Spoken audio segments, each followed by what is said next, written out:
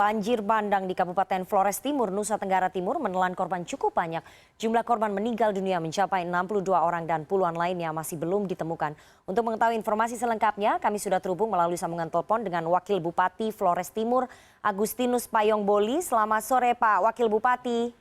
Selamat sore Ibu. Assalamualaikum warahmatullahi wabarakatuh. Waalaikumsalam warahmatullahi wabarakatuh. Pak Wakil Bupati, Pak Agustinus, bagaimana kemudian proses pencarian korban sampai sore ini Pak? Apa kendala yang dihadapi di lapangan? Baik, jadi proses evakuasi terus berjalan dan di sore ini dimulai. Korban yang meninggal dunia itu tercatat di beberapa desa dan kelurahan. Pertama di desa Nili Lamadike, Kecamatan Iliboleng. Itu berdasarkan data yang disampaikan oleh pemerintah desa setempat, Bapak Kepala Desanya, sebanyak 57.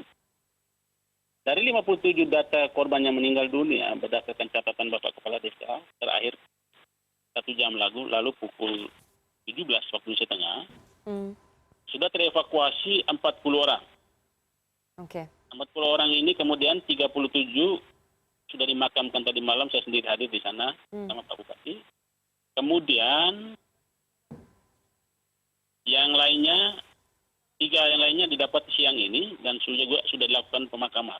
Oke. Sementara 17 lainnya masih dalam proses evakuasi. Tapi agak sulit karena lumpurnya cukup tebal, ada batu besar, material lain, pasir dan lain sebagainya. Dan proses pencarian terus dilakukan. Kemudian korban meninggal dunia lainnya ada 4 orang di kecamatan lain di Adonara Timur, yakni di Kelurahan Wewerang dan Desa Waibura. Terlaporkan dari sana juga terupdate pukul 17 waktu Indonesia Tengah. Disebutkan sudah 8 orang yang dievakuasi meninggal dunia, 3 orang masih dalam pencarian. Kemudian laporan dari Desa Wayangbarang, Kecamatan Watan Urmado, 3 orang masih dalam proses pencarian, sudah 2 hari belum ditemukan hingga saat ini.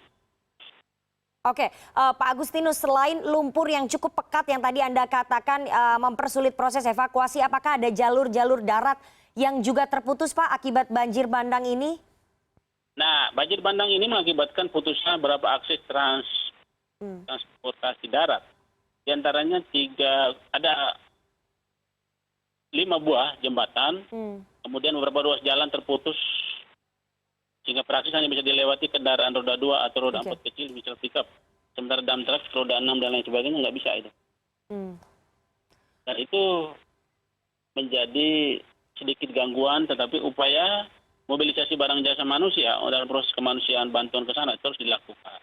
Dan sejauh ini berjalan dengan baik, termasuk pendirian camp pengungsi, pemberian makan minum, obat-obatan kesehatan oleh dokter dan para medis lainnya, juga makanan, vitamin, semua hal terus dilakukan prosesnya di sana dan masih berjalan baik hingga kini, sekalipun ada gangguan-gangguan kecil lainnya. Oke, cuaca di sana bagaimana Pak Agustinus? Karena menurut prediksi BMKG, badai siklon tropis Seroja ini akan terus berlangsung begitu saat ini cuacanya di sana. Apakah kemudian turut mempersulit proses evakuasi, Pak? Yang disampaikan oleh BMG bahwa sampai tanggal 7. Dan memang sekarang masih terjadi hujan dan badai, sekalipun pada jeda 1-2 jam. Nyambung lagi, ini juga menghambat proses. Tadi Bapak Kepala Desa Nili Lamadike menyampaikan, Pak Wakil, kita sementara karena hujan. Itu proses yang terjadi di sana.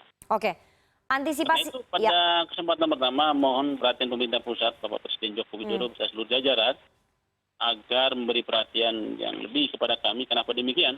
Berbiasa penanggulangan bencana di daerah itu menggunakan dana alokasi umum daerah. Tapi berhubung dana alokasi umum kami itu selalu dipotong pemerintah pusat. Penting COVID-19 secara nasional, virus yang masih mengancam kita.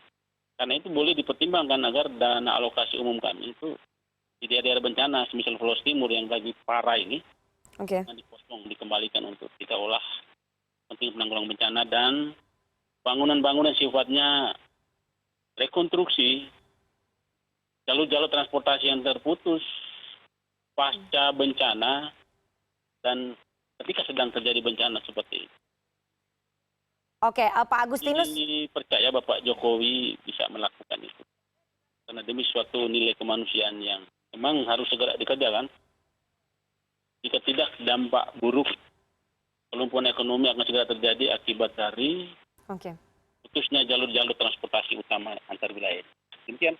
Oke, Pak Agustinus, dengan cuaca buruk yang akan berlangsung beberapa hari ke depan, kemudian bagaimana sebetulnya situasi ataupun kondisi warga yang cukup banyak yang harus mengungsi ataupun dievakuasi ke tenda-tenda pengungsian, mengingat saat ini masih berlangsung pandemi COVID-19.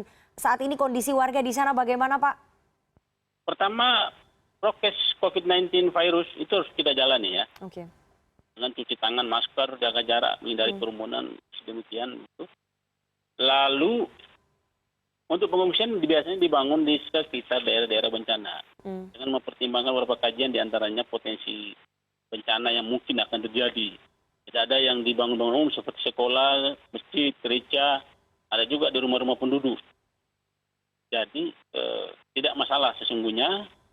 Yang menjadi masalah itu beberapa kebutuhan yang harus segera teratasi diantaranya pakaian, Oke. kasur, tikar, makan minum, obat-obatan, vitamin, psikologi, dampingan psikologi, dan lain sebagainya.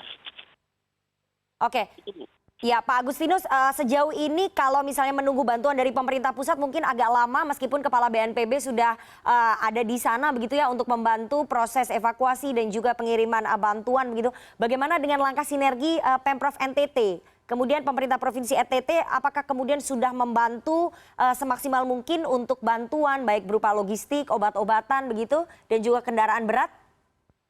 Pemerintah Provinsi NTT melalui Pak Wakil Gubernur Joseph Naisoi juga lagi berada di Flores Timur dan Oke. tengah melakukan koordinasi dan kerjasama untuk penanganan masalah yang demikian berat bagi kami ini, Bu, ya. Oke, Pak Agustinus. Ya, terakhir untuk mengantisipasi supaya tidak jatuh lebih banyak korban lagi mengingat cuaca buruk akibat dari badai siklon tropis Roja ini masih akan berlangsung sampai tanggal 7. Seperti apa, Pak? Langkah dari... Untuk antisipasi demikian, Pak Bupati dan saya terus berada di lapangan, mengunjungi langsung, melihat langsung, merasakan langsung kondisi di sana. Oke. Juga baik pun selalu melakukan koordinasi dengan para camat, kepala desa, dan pihak-pihak stakeholder lainnya di sana, agar menghimbau kepada masyarakat untuk boleh berhindar sementara dari daerah-daerah potensial berawan bencana, Oke. misalkan bantaran kali, daerah-daerah yang tanahnya bisa bergeser mengakibatkan longsor, juga di pesisir pantai karena gelombang laut naik kadang-kadang 1-2 meter menggerus daratan hampir 1 kilometer. Ya. Kerusakan beberapa perumahan bangunan lainnya yang sudah sangat parah. Itu himbauan-himbauan yang terus kita lakukan baik melalui pemerintah secara langsung, NGO, oknum peduli masyarakat lainnya, pemuka-pemuka agama, tokoh-tokoh masyarakat, dan lain sebagainya. Oke, kita berharap proses evakuasi dan juga pencarian korban bisa berlangsung lancar di lapangan dan kendala-kendala bisa segera diselesaikan dan tidak jatuh lebih banyak korban lagi begitu ya akibat dampak dari banjir bandang di Flores Timur. Terima kasih sekali Pak Wakil Bupati Flores Timur Agustinus Apayung Boli atas waktunya kepada CNN Indonesia Newsroom sore hari ini.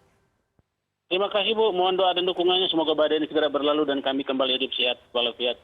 Amin ya robbal alamin. Terima kasih Pak Wakil Bupati. Sehat selalu Pak. Masyarakat yang sehat walafiat sejahtera. Demikian.